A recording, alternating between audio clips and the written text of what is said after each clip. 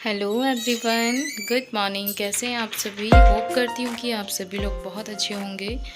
और अभी टाइम हो रहा है 12 के आसपास का टाइम है ये। और मैं अभी जस्ट थोड़ी देर पहले ना मार्केट से आई हूँ किचन का सामान लेके, क्योंकि थोड़ी थोड़ी चीज़ें ख़त्म हो रही थी।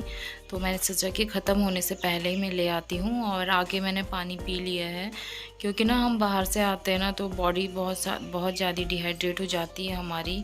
और वैसे भी अभी गर्मी का टाइम है ना, तो इस टाइम पे पानी ज़्यादा अच्छा लगता है पीना। पानी हो या कोई भी लिक्विड वाली चीज़ें हो, यही ज़्यादा अच्छी लगती है खाने से भी ज़्यादा। तो जो मैंने धुले हुए बर्तन थे नाश्ते के बाद, वो सूख गए थे और उसको मैंने एक एक करके लगा लिया है। और ना मैं दाल को बॉईल करके गई थी कि मैं बाहर से आऊँगी तो मुझे ज़्यादा दिक्कत ना हो, फिर थकान हो जाती है ना खाना बनाने का, ज़्यादा किचन में जाने का मन भी नहीं करता है। इसीलिए ना मैं आगे की तैयारी पहले ही करके रखती हूँ। अगर हम सुबह जल्दी उठते हैं ना तो हमारे सारे काम बहुत जल्दी मैनेज हो जाते हैं। और ना कभी कभी तो हमें पता भी नहीं चलता है कि हमारे इतने सारे काम भी हो गए। अगर हमारी सुबह उठने की हैबिट होती है ना, तो वो हैबिट बहुत अच्छी है। क्योंकि जब सुबह जल्दी उठते हैं ना तो सारे काम फटाफट से हो भी जाते हैं, चाहे घर के हो या बाहर के। और देखिए आज ना हमारे यहाँ पे बारिश हो रही थी बहुत ज़्यादा, और बच्चे इतना खुश हो रहे थे ना, ओले गिर रहे थे। तो बोल रहे थे मम्मा बर्फ़ पड़ रही है। मैंने बोला ये बर्फ़ नहीं है, ये ओले हैं। और पता है जब गर्मियों में ऐसी बारिश होती है ना तो बहुत अच्छा लगता है ना, थोड़ी गर्मी से निजात भी मिल जाती है। और बच्चे काफ़ी खुश हो रहे थे। मैं बोल रही थी कि आप लोग मत जाओ बालकनी में, लेकिन वो सुनते कहाँ हैं। फिर ये टाइम है शाम का, और मैंने चेंज करके आ गई थी मैं रूम पे, क्योंकि मुझे झाड़ू भी लगानी थी। और थोड़ा सा रेस्ट किया मैंने, पर ज़्यादा तो नहीं किया। जल्दी उठ गई थी मैं, अभी 3:30 बजे का हो रहा है टाइम। दिन में खाना वाना खा के रेस्ट कर लिया था हम लोगों ने।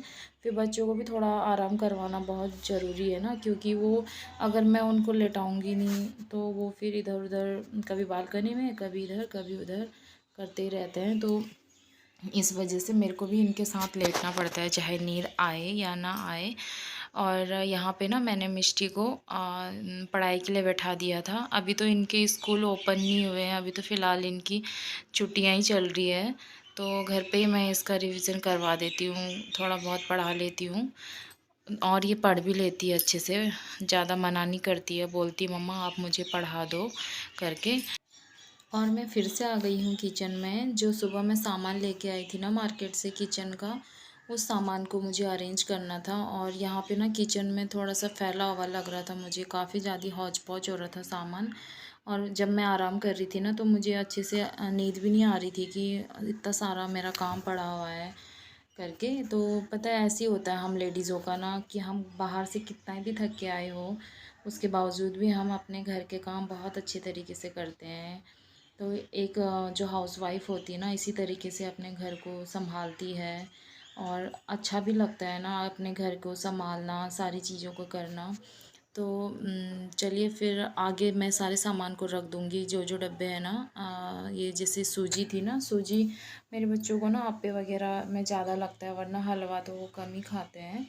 और जो भी सामान थोड़ा बहुत भी ख़त्म हो जाता है ना तो मैं उसको मार्केट से ले आती हूँ, क्योंकि लाना मुझे ही है। फिर ये रहता है कि ये सामान ख़त्म होने वाला है, फिर इसकी टेंशन लगी रहती है। तो फटाफट से मैंने ये सारा सामान को मैं लगा दूँगी जहाँ जहाँ पे रखना है। और जो डब्बे वाला डब्बे में रख दिया, बाकी को मैंने टोकरी के ऊपर रख दिया था। जो बच गया था सामान, जो एक्स्ट्रा था, मैं कुछ बहुत एक्स्ट्रा भी लेके आई हुई थी सामान को।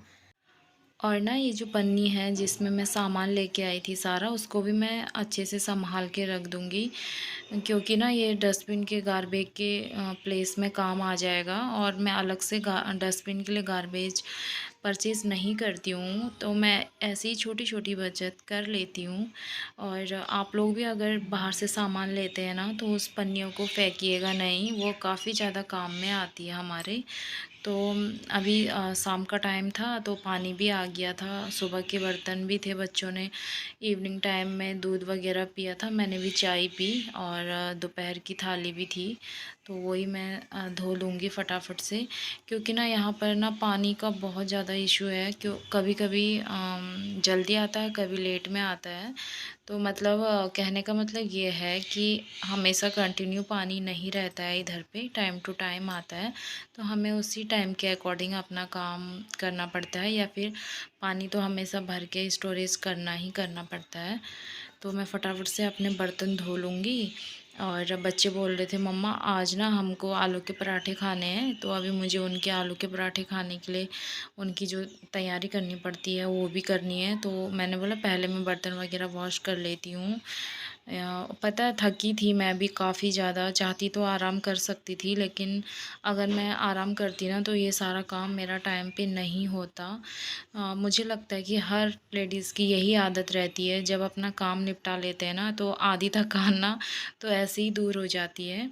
तो मैं भी फटाफट से अपने काम को निपटा लूँगी, उसके बाद खाना वाना बना के टाइम से सो जाऊँगी और बच्चों को भी सुला दूँगी। और मैं अपने किचन के काम निपटाने के बाद ना कपड़े उठाने के लिए आ गई थी। कपड़े भी सूख गए थे, थोड़े से कपड़े मैंने दिन में धोए हुए थे, जब दोपहर में पानी आया था मार्केट से आने के बाद, थोड़े से ही थे तो मैंने सोचा कि फटाफट से धो लेती हूँ, तो धुल दिए थे। और फिर मैं सारे कपड़ों को कर दूँगी फोल्ड। कुछ मैंने मॉर्निंग में भी धो रखे थे, तो ये वही सारे कपड़े हैं। और ना मेरी मिष्टी हमेशा मेरी हेल्प कर लेती है, उसको बोलने की ज़रूरत नहीं पड़ती है। वो देखती है कि मम्मा काम कर रही है तो उसको भी रहता है कि मैं भी हेल्प करूं। और मैं किचन में भी होती हूँ ना तो वहाँ पे भी आ जाती है, बोलती मम्मा मैं आपकी हेल्प करती हूँ, आप मुझे काम करने नहीं देते हो। मैंने बोला कि बेटा जब बड़े हो जाओगे ना करने लायक, उस टाइम नहीं करोगे, उस टाइम तो आप भागोगे काम से। देखिए अब मैं ना कपड़ों को इनकी जगह पे रख दूँगी अलमारी में अच्छे से सेट करके।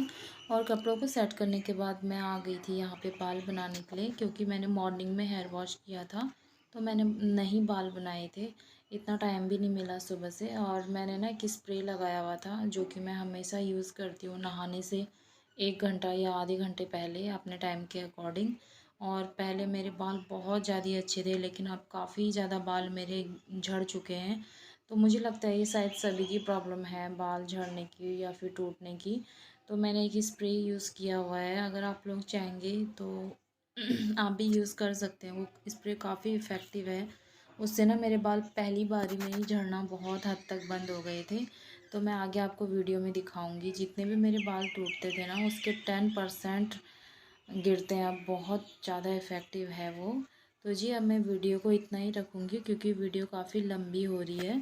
तो मिलती हूँ मैं आपको नेक्स्ट व्लॉग पे, तब तक के लिए अपना ध्यान रखिएगा। और देखिए बिल्कुल बहुत कम मेरे बाल झड़ते हैं, देख लीजिए अब।